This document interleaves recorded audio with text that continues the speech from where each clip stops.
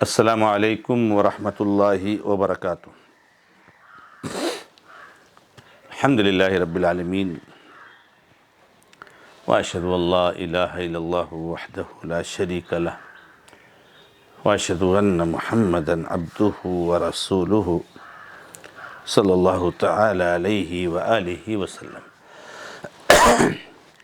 معزز و موقر مشاہدین و مشاہدات، سورہ بقرہ کی آیت نمبر 282، جس کا تذکرہ سلسلے تفسیر قرآن کے 2 درس سے ہو رہا ہے، اور آپ کو اس آیت کے بارے میں بہت ساری اہم باتیں بتائی گئی۔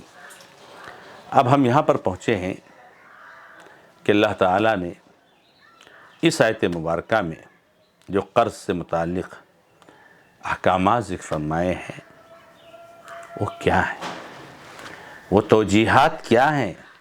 میرے بھائیوں، ان اصول، ضابطے اور قواعد اور توجیہات کو جاننے کی کوشش کیجیے اور اس پر عمل کرنے کی کوشش کیجیے، کیونکہ اس میں ہمارے لیے بہت خیر پنہاں ہے۔ بہت سارے فوائد سے ہم مستفید ہوتے ہیں، بہت سارے شر سے بچتے ہیں۔ جب ان کی مخالفت کرتے ہیں تو شر کا شر ہی جنم لیتا ہے۔ آئیے دیکھتے ہیں کیا رہنمائی ہے۔ تو سب سے پہلے اللہ نے فرمایا، اے مومنو، جب تم کسی سے قرض کا معاملہ کرو ایک مقررہ وقت تک تو اس کو لکھ لو۔ یہاں پر 2 رہنمائی ہمارے لیے آ گئی۔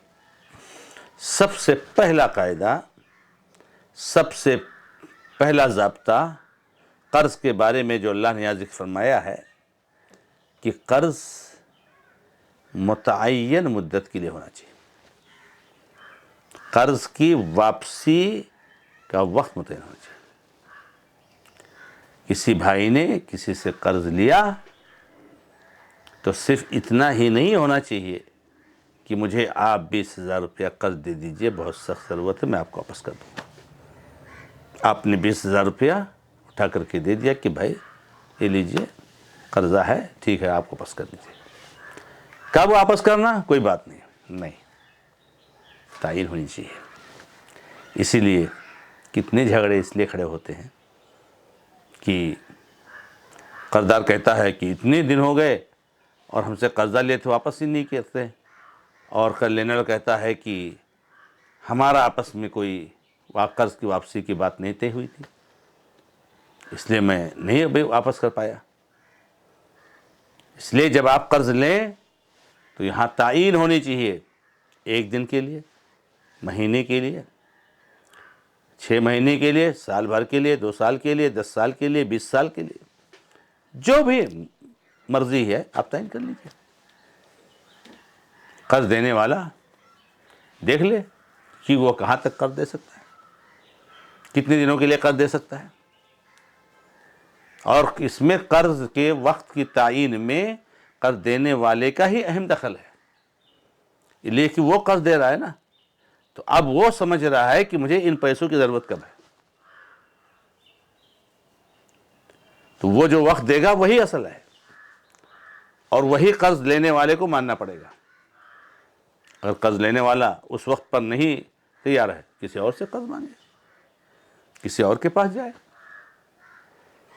تو پہلا کام تو یہ ہے کہ قرض کی واپسی کا وقت متعین ہو، الی اجل مسمى، مقررہ وقت تک کے لیے، قرض مقررہ وقت تک کے لیے ہونا چاہیے۔ دوسرا ضابطہ یہ ہے اور دوسری رہنمائی یہ ہے، فاکتبوہ، اس کو لکھ لو۔ بڑا مسئلہ ہے، بہت اہم رہنمائی ہے۔ سبحان اللہ، آج معاشرے اور سماج کا جو حال ہے، اس کے اسباب میں سے بہت بڑا سبب یہ ہے کہ ہم لوگ اس عظیم رہنمائی کی مخالفت کرتے ہیں۔ آپ نے قرض دیا، کسی نے قرض لیا، ایک کاغذ پر لکھنا چاہیے، میں نے فلاں کو فلاں تاریخ کو اتنا قرض دیا ہے اللہ رب العزت کی رضا کے لیے، جس کو انہیں فلاں تاریخ تک واپس کرنا ہے۔ یہ لکھ لینا، لکھنے کا حکم۔ لاکھوں لوگ قرضہ لے لیتے ہیں، لکھتے نہیں۔ 1 روپیہ 10 روپیہ ہو اور لاکھ اور کروڑ روپیہ ہو، قرضہ لکھ لیا کرو، کیونکہ یہ جو لکھا ہوا ہوگا یہ آپ کے بیچ میں فیصل ہوگا، کل اختلاف ہوگا آپس میں تو یہ فیصل ہوگا، اس سے فیصلہ کیا جائے گا اور معاملہ کلیئر ہو جائے گا۔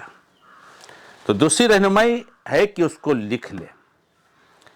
اب لکھنے کے بارے میں کچھ اللہ تعالی ہمیں اور آپ کو توجیہ فرما رہے ہیں کہ لکھنے کے اصول ضابطے کیا ہیں۔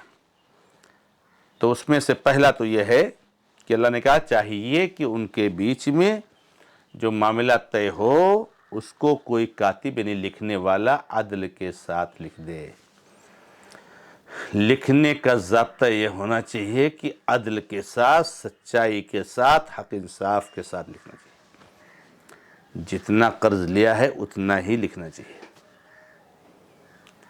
جب تک کے لیے قرض دیا ہے اتنا ہی لکھنا چاہیے، اس میں کوئی کمی بیشی نہیں ہونی چاہیے۔ بعض مواقع پر یہ بہت بڑا مسئلہ سامنے آیا کہ قرضہ کسی کے اوپر کچھ ہے اور تحریر میں کچھ لکھا ہوا ہے، خاص طور سے نکاح وغیرہ موقع پر بعض سجل وغیرہ میں کبھی اماؤنٹ کچھ لکھی جاتی ہے اور رہتا کچھ ہے، تو بات سامنے آتی ہے کہ بھائی سجل میں 7.5 تولہ لکھا ہوا ہے، اتنی مہر ہے اور وہ مہر ادا نہیں ہے، قرض ہے، تو پتہ چلتا ہے کہ نہیں 7.5 تولہ اسے لکھ دیا گیا تھا لیکن مہر 3 تولہ ہے یا مہر 10 تولہ ہے۔ عجیب معاملہ ہے۔ انصاف کے ساتھ لکھو، سچائی کے ساتھ لکھو، جو ہے وہ لکھو۔ 3.5 تولہ اگر مہر طے ہوئی ہے تو 7.5 کیوں لکھا جا رہا ہے؟ دنیا کو دکھانے کے لیے، ریاکاری کرنے کے لیے کہ میں نے اتنی مہر دی؟ اور اگر 7.5 تولہ ہے مہر تو 10 تولہ کیوں لکھا جا رہا ہے؟ تو جتنا ہے اتنا انصاف کے ساتھ۔ تو گویا کہ لکھنے والا عادل ہونا چاہیے، قابل اعتماد ہونا چاہیے۔ کہیں ایسا نہ ہو کہ قرض دینے والے کو یا قرض لینے والے کو پڑھنا لکھنا نہیں آتا ہے، بیچارے جو ہے کیا نام ہے ان پڑھ ہیں اور یہ لکھنے والا کچھ بھی لکھ دے۔ تو قابل اعتماد ہونا چاہیے، ثقہ ہونا چاہیے اور سچائی کے ساتھ، انصاف کے ساتھ لکھنا چاہیے۔ دوسری بات اللہ نے بیان فرمایا وَلَا يَأْبَ كَاتِبٌ يَكْتُبَ كَمَا عَلَّمَهُ اللَّهُ۔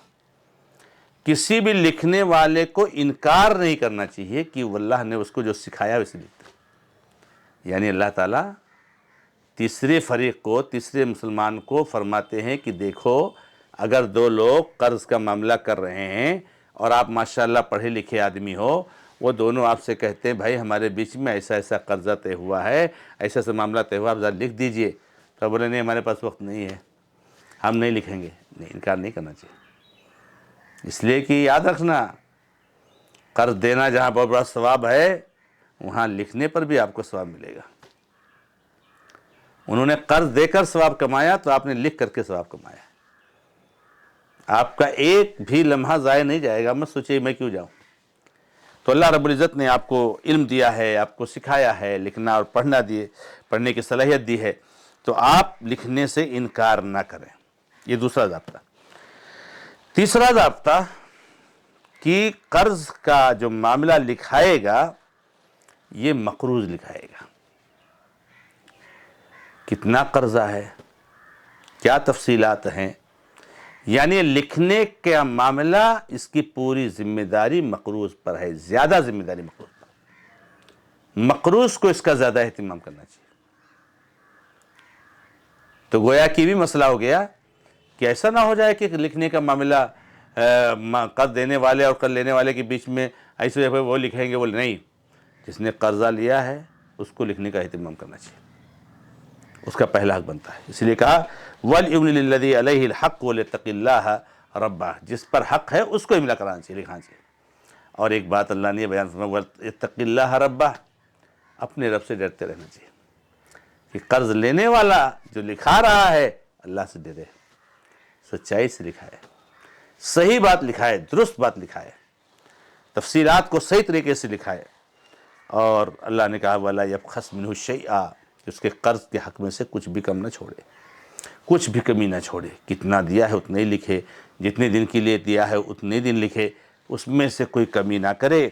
اور اللہ رب العزت نے ایک مسئلہ یہ بیان کیا کہ اگر جس کے اوپر قرض ہے، یعنی جو مقروض ہے، اگر وہ بیوقوف ہو، یعنی نہ سمجھ ہو، نہیں اتنا دھیان دیتا، نہیں اتنا سمجھ ہے، بیوقوف، کمزور ہے، بیمار ہے، کمزور ہے، بوڑھا ہے، یا اس کے پاس طاقت نہیں ہے کہ وہ لکھا لے، وہ نہیں لکھا سکتا ہے، اس کو نہیں پڑھنا لکھنا آتا ہے، لکھانا بھی نہیں آتا ہے، اتنا سمجھ نہیں ہے، تو اللہ تعالیٰ فرماتے ہیں نہیں، ایسا نہیں ہے کہ اب اس کو نہیں آتا ہے تو نہیں لکھائیں گے۔ کہا اللہ رب العزت نے فَلْيُمْلِلْ وَلِيُّهُ بِالْعَدْلِ، کہ اس کا ولی جو ہوگا وہ لکھائے گا، اس کے ابا ہوں گے، اس کا جو گھر کے ذمہ دار ہیں، بڑے ہیں، بزرگ ہیں، وہ لکھا لیں گے، ولی کو چاہیے لکھائے معاملے کو۔